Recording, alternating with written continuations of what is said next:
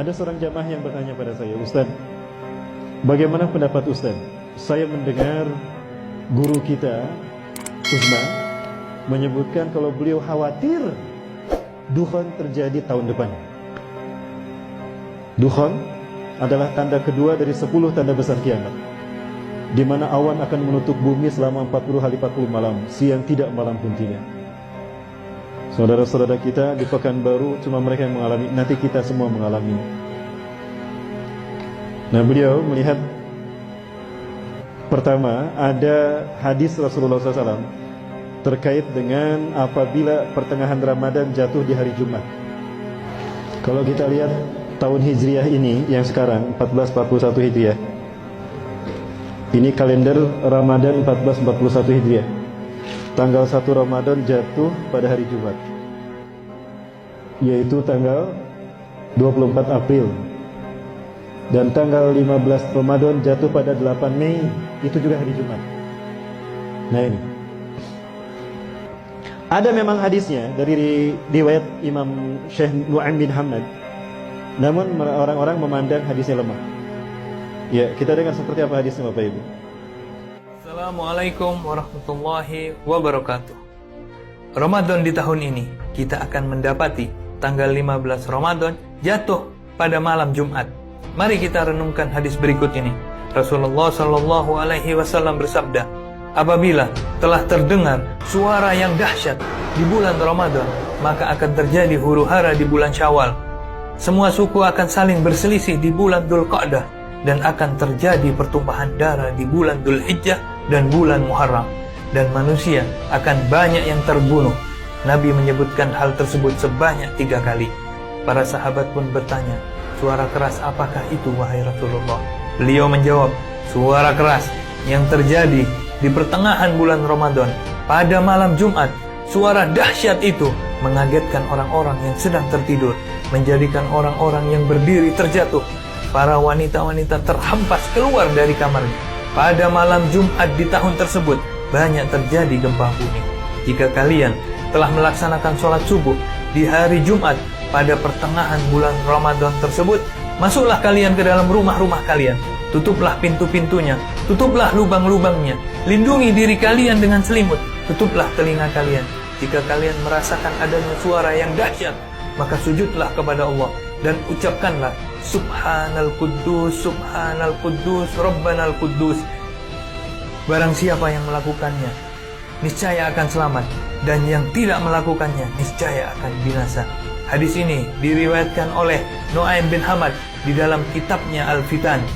Kapankah hal ini akan terjadi? Apakah malam Jumat tanggal 15 Ramadan esok? Wallahu a'lam bissawab. Hanya Allah lah yang maha mengetahui. Ini yang pertama Bapak Ibu sekalian.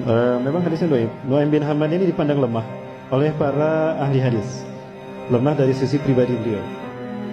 Namun kalau kita lihat di dalam Sahih Bukhari, ternyata pernah ditemukan oleh Dr. Muhammad Amin Muhammad Jamaluddin dari Timur Tengah, bahwa Imam Bukhari mengambil sanad dalur periwayatan dari Nu'aim bin Hamad. Dari Nu'aim bin Hamad diambil oleh beliau, ditempatkan di kitab Sahihnya.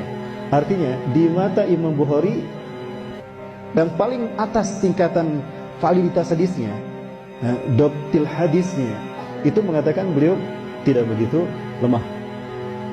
Artinya ada kemungkinan sahih dari segi pribadi, dari segi sanad. Kedua, apabila hadis dhaif terjadi dalam kehidupan nyata, maka berubah menjadi sahih lidatih.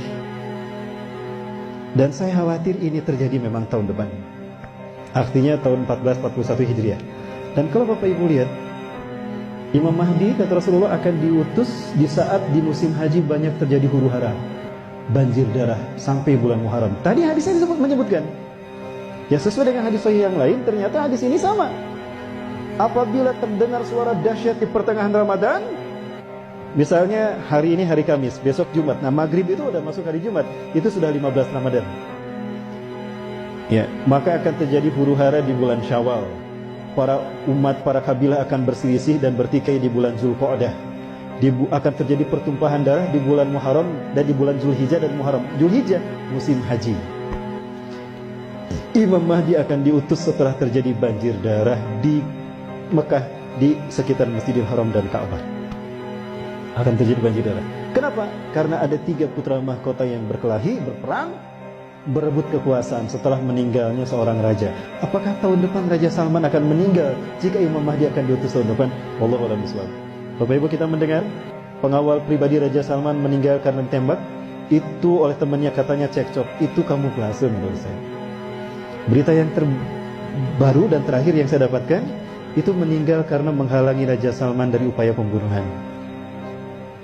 Kenapa diberitakan seperti tadi? Untuk menutupi kebenaran hadis ini. Kalau Raja Salman adalah raja terakhir dari Raja Arab yang apabila meninggal akan ada 3 putra mahkota yang berselisih. Itu kata Rasulullah SAW. Yaktatilu salathatun inda kanzikum. Akan ada 3 orang laki-laki berperang di sekitar kanzun kalian, Ka'bah kalian. Artinya Ka'bah nanti akan berdarah-darah, Masjidil Haram akan berdarah-darah. Kulum ibnu khalifatin, 3-tiganya putra mahkota, anak raja. Sama la yasiru ila wahidin minhum, tapi tidak satu pun dari mereka yang berhasil menjadi raja. Kenapa? Karena yang jadi raja adalah Imam Mahdi.